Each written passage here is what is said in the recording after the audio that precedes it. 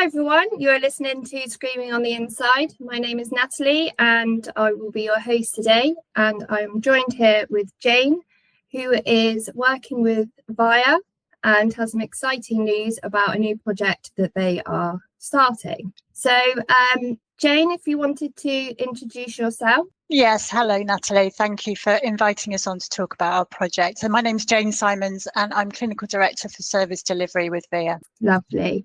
Okay, and so my job role is working for UK Addiction Treatment and I'm the statutory admissions referrer. So currently we have a good relationship with VIA. We are currently supporting your clients into our detox and rehab centres. So this is really nice that we can work together to be able to bring this on. Yeah. Okay, great. So do you want to explain a little bit about the new project then and about ELMS? Yeah, so the ELMS is a really exciting project. It's going to be the first UK women's detox unit. So it's set in the sort of Gloucestershire, Worcestershire borders, beautiful countryside. It's going to be a 16-bedded unit that supports women in a safe environment to have drug and alcohol treatment. And that might vary for a lot of women. So there may be stabilisation through to detox. Yeah. Oh, really good, really good. And have you seen sort of a need for this then for women? Yeah, I think definitely we have. So, we know that drug and alcohol related deaths are rising for women, and over the last decade that's increased, significantly, and there's been concerns. And I think the path is really challenging for everybody coming into drug and alcohol treatment, but for women especially, there's some real specific need. Our chief exec is part of the Collective Voice Women's Group, and there was lots of discussions going on and still are a couple of years ago around this kind of topic. So we thought we'd kind of just see what we could do, and we ended up purchasing this building in Gloucestershire, which we're developing into this detox unit. Oh, brilliant. And what sort of facilities are they able to expect from the building, and the treatment? So the building itself, like I said, we've bought the building and we're investing in a complete refurbishment of it. So there will be 16 beds. We at the kind of front end of the building is more of the clinical area, but a lot of the kind of focus groups and feedback that we've had from women is they want it to feel comfortable and not too clinical. So we're really mindful of that. So there will be clinical areas. So there will be medication. Obviously, this is a detox unit. It's not rehab. So women will be there to be in a safe environment for us to be able to try and keep them feeling as well as they can while they're going through this, but also to have some facilities around them so that they can perhaps learn some new skills, have relaxation. We've talked to women about having things like massage, yoga. Women have talked about wanting lots of things like puzzles and activities to do. And there will be, so I've started to work with our psychology team around what a typical day would look like when you're at the ELMS. We've got really lovely grounds around us. So we've got a beautiful garden. Part of the kind of therapy area, the indoor therapy area, opens out onto this lovely space. So we've been looking at how we can kind of bring the outside in and the inside out. So we know for a lot of people that kind of nature's really important, and just being able to be in nature. And a lot of the women have said about being able to be in a garden, grow things, birds, the kind of environment being really important. So, hopefully our aim is that this is holistic. So we're really trying to listen to women as to what they need and what they feel they want, or what they've had in the past that really hasn't worked for them, and what those changes would be if in an ideal world. Oh, it sounds really amazing. So there's a lot of focus on wellness as well, by the sounds of it, your holistic approach. And I think you're absolutely right. Women particular, thrive on that, and that would really benefit for their recovery long term. Yeah, I think, the focus groups we did, women talked about, I guess the medication hopefully keeps people well, but it's all of the other stuff that comes up, isn't it? It's those feelings and emotions, and, it's different for everybody, but there might be guilt, there might be trauma that arises. So it's kind of, they talked very much about having people with lived experience in the environment with them, people that really understood what they'd gone through, having staff that were well trained and equipped to kind of manage those emotions and just sit with people and be with them, to support them through what I'm sure is, it is a tricky time. Yeah, definitely. And it's having that secure safety environment to not feel judged and be able to open up. And, a lot of women who are going through detox, they've been potentially through some trauma, domestic abuse and things like that. So having that secure, safe environment, I think is really important. And then, as you were saying, sort of the well-being side of things, yoga and things like that. Some women at the minute may not have the chance to do that. So it could be a newfound hobby, and it's giving them something else to focus on and looking after themselves. So it's really good. Yeah, I think that bit's really important, isn't it? It's listening to what women need. And we're all very different, aren't we? We all need different things. We all enjoy different things, and we all struggle with different things. So I think, it's a bit of a toolkit, isn't it? It's also trying to start that new toolkit. If I'm feeling this way, is there something else that I can perhaps do to soothe or to, help myself feel better and get through the next 10 minutes or the next hour or day that's coming up in front of me? Yeah. And do you feel that, women in particular, they feel like they need to wait longer for treatment at the minute, or if they kind of fall through the cracks, if you like? Because I don't know about you, but I see a lot more of the male side coming into treatment, whereas I feel that they're, for women, if you're a mother, if you're working, it can be really difficult. We have this sort of pressure on us, don't we, to hold everything together. So do you sort of feel like currently there's a lack of gender support for women? I think there is, and over the years, so I think from my personal kind of professional experience, we are seeing more women coming into treatment, which is good, but I do think there's real barriers. So I think there's a lot more stigma around women, and certainly when women come through the door, if they're a mum, there's fears that we're going to judge them, we're going to take their children off them, things like that. And I think, I'm sure all substance use services, but definitely at Vi, there's that non-judgmental, caring, being human, doing the right thing, and having those kind of conversations. We also see women that are, they're caregivers. So we are more caregivers. I'm a caregiver myself, as well as having a job, and it brings with it all those kind of responsibilities. And I think certainly, so some of the focus groups we've done, women talked about having to wait a really long time for an inpatient opportunity. And sometimes it wasn't even an option that was discussed with them. It was kind of, you detox at home, but there was never this opportunity to go somewhere safe and kind of be held and looked after while you're going through this bit of treatment. Or, there's big gaps. So waiting for, you might have a detox, but then there's a really long wait till you can get into rehab. And that's a really challenging time, isn't it? That period of perhaps a 2-week detox.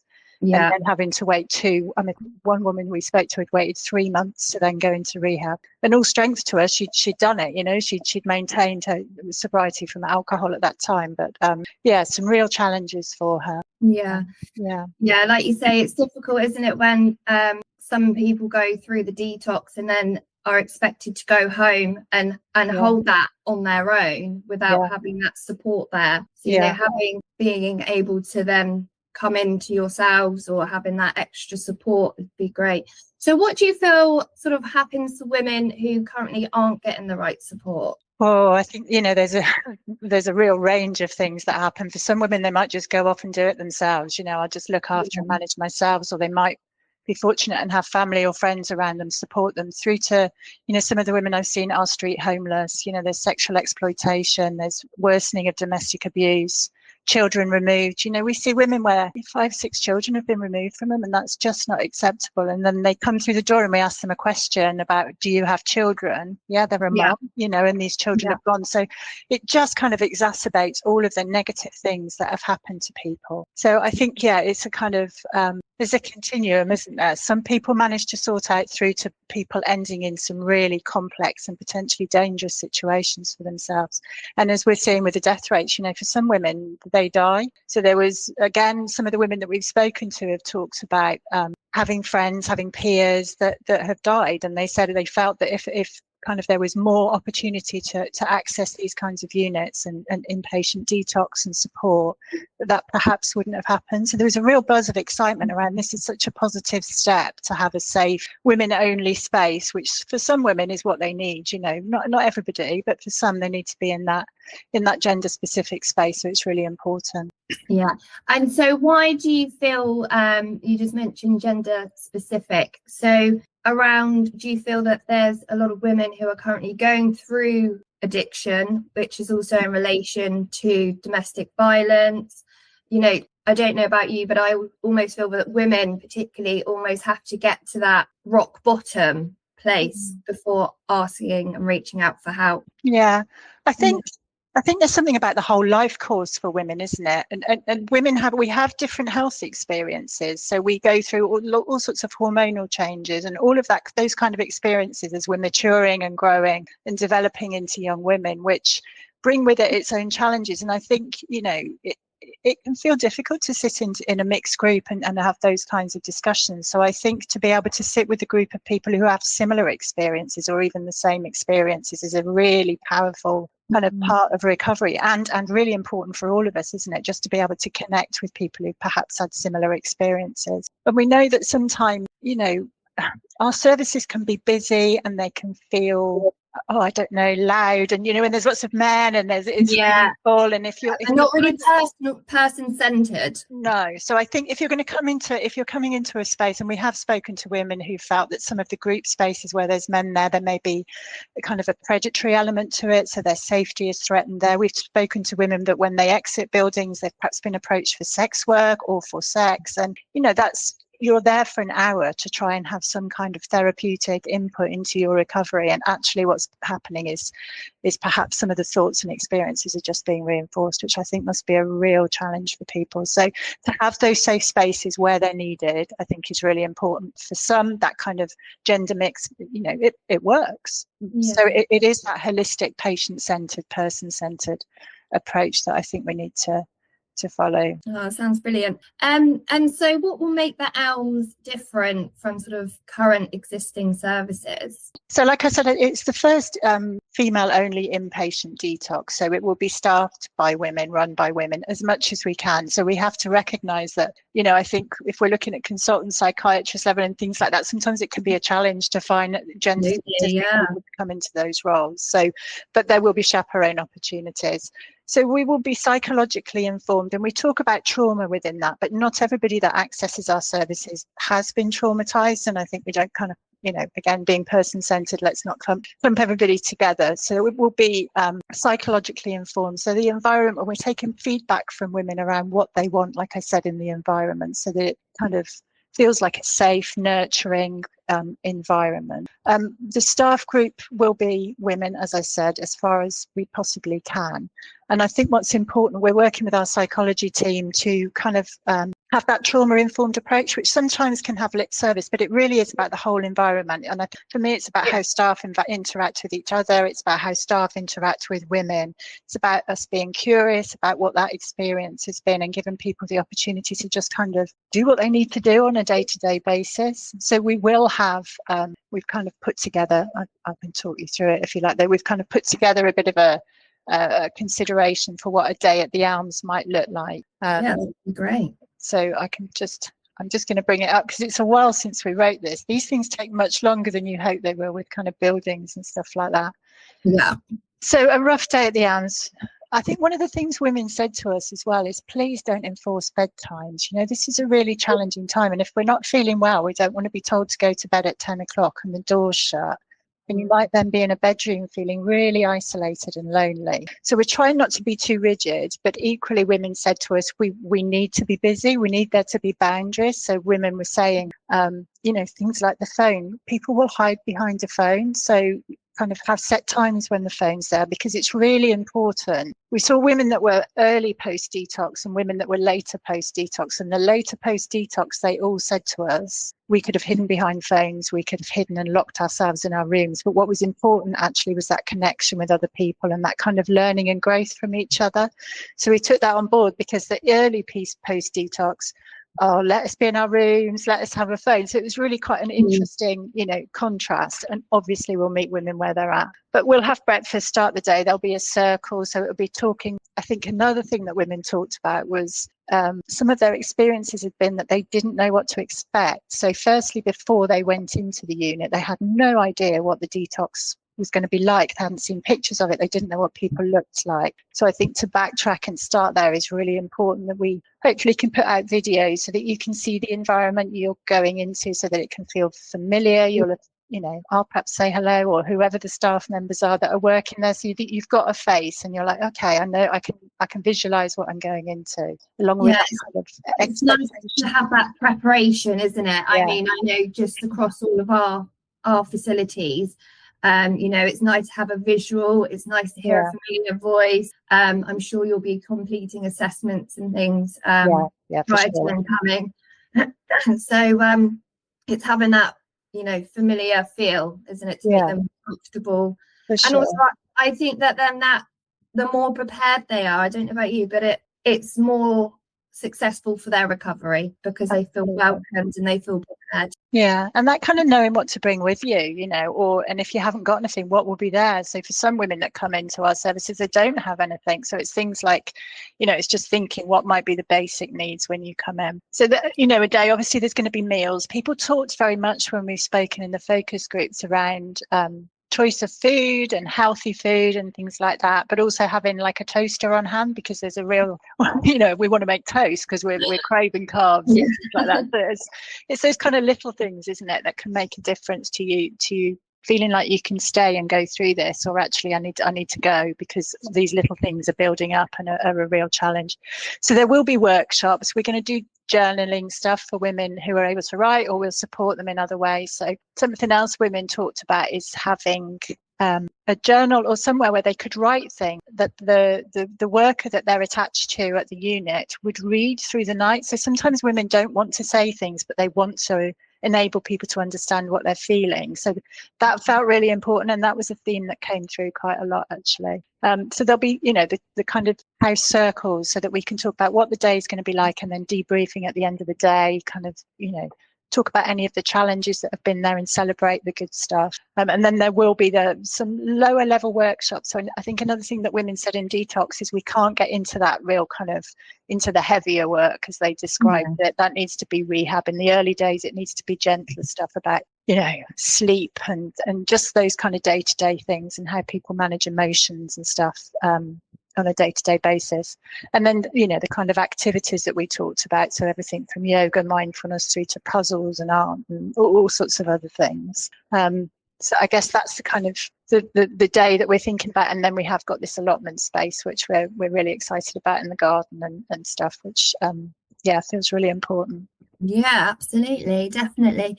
So sort of once they've completed treatment, do you guys have any connections? Are you able to support them with a secure, safe move on place? Is that something that the ELMS would be able to support clients with? So I think that will be part of the pre-admission, will be coming into us and then making sure that that's very much linked up with what's going to happen next. So we've got a detox unit called Passmores, and we've got a detox rehab there. And I know that I've been talking to them about the kind of importance of making sure that this all links up. So whether the detox happening there and then they go on to a different rehab, or they stay there for rehab. So like we said at the beginning, you know, it's unacceptable to have that 3-month gap. So pre-admission, we need to be really clear what are the next steps after. So locally in Gloucestershire, we've got some really good connections with Nelson Trust. And obviously there's something about choice, isn't there? So women may choose to come to us for a detox, but then they may have some wishes about where they move on after. But I think that's a really important kind of part of the system, if you like, is that we communicate strongly with the referrer and make sure that this is all joined up to give people the best possible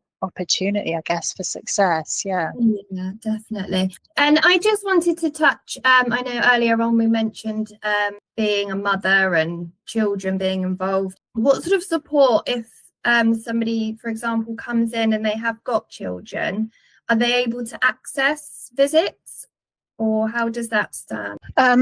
That's an interesting one, isn't it? This is, you know, I really wish there was something really joined up where women's children could be cared for, because I think that's one of the biggest barriers, isn't it? I know I worked with a woman some time ago, really early in my career. She had 3 children. Really complex situation, and finally came to me and said, I've got to go to inpatient detox, but there's nobody to have my children. And working really close with services, nobody would pick it up. So it actually ended up being a neighbour with some support mechanisms. So anyway, I think in terms of the children, again, Nelson Trust have got some they've got a room which we could use for visits. Again, I would, you know, we're going to get more, we'll have more contact with women to get some feedback around what they're saying. But the women who talked about visits from family in detox did suggest that they felt that it would perhaps be too triggering, and perhaps that was a time where they are on their own and they're self-caring. Yeah. And they said that what would be really important is that FaceTime contact, if that was what was needed. So I think that's an individual thing, isn't it? So if a visit's really needed for one person, then I think we need to look at how we facilitate that. But equally, I do think there's something about taking that time, depending how long you are there. I completely agree. It's an independent decision, isn't it? Yeah. But I also currently, if I'm, assessing a client, I like to say to them, take this time for you. Look how hard you've been working. Yeah. You've been there for your kids. Just take this time to look after yourself, because sometimes that's what women need. Yeah, exactly. As well. Definitely. And we carry a lot of guilt, don't we? And it's okay. Mum guilt Get back. is the worst. Yeah, being a mum myself, yes, I completely sympathise with the mum guilt. Yeah, absolutely. Well, it all sounds very very exciting. So do you have any sort of dates or anything in mind which are available, like, for the project to be finishing? Is there more funds that need to be raised? What's the whole current situation? Okay, so where we're at, we've purchased the building, like I said, and we have funds to renovate the building. What we really want to do is add those lovely touches that make it feel like a really safe, calm, beautiful place to be, where people will. I really want people to walk in and feel valued and feel like, oh, actually, I can just concentrate on me now. Yeah. So we are going to be doing some more fundraising. This has taken a bit longer than we thought, because I don't know if anybody's ever done building at home, but it always takes 10 times longer than you think. So on a project this big, it's longer. So yes, we are fundraising. We're just about to start a fundraising campaign. I'm just looking for my details. I'm really sorry. So yeah, we're crowdfunding. So we're going to be launching something in December the 1st, I think. So yeah, basically we're fundraising, to make this kind of real, and every donation is going to be really important. So things like we're gathering the information of the things that women want, and we're kind of making a wish list that just kind of makes this as good as it can be. So we are asking for people to be part of her journey, whoever that woman is that's coming through the door. So they can donate now by going to via.org.uk/the and I think the timescale is, so we're just going out to tender for expressions of interest for tender for the build. The build will start early next year. And I anticipate we're going to be early autumn, if we're being realistic, early to sort of mid-autumn next year. So these things do take time, but it is coming, and it's really important. And yeah, we would appreciate any support we could get just to make this something that's really special. Brilliant. And it's such a good cause, because as we said the whole way through, women are in need, and it is a big need. And I think this is just a really exciting project that's going to help so many people. And I hope today that we're able to share that with everybody and make those donations happen. So in regards to, obviously we can donate via that website, is there any sort of events or anything like that that's coming up? You've got one in December. What was that? So we're launching a crowdfunding page. Okay. And that will be accessible from the via.org.uk/the. Perfect. Yes, yeah. All really important stuff. So it's really good of you to have us on today, Natalie, to talk about this. And we're all doing, there's lots of good work going on across the country by different organisations, isn't there? So we're a part of something that's, it's just really important. It's absolutely important. And there's a high raise in everything, isn't there? Alcohol, drug misuse, sexual abuse, all sorts. The list, unfortunately, is quite long. So having your team's expertise, being able to be there and help and support women, I think is absolutely brilliant. So thank you for sharing all the information today. Was there anything else that you wanted to share with us? I don't think so. Just really grateful to be here today, and it's been really nice to meet you. Thank you. Brilliant. So thank you to everybody who has listened.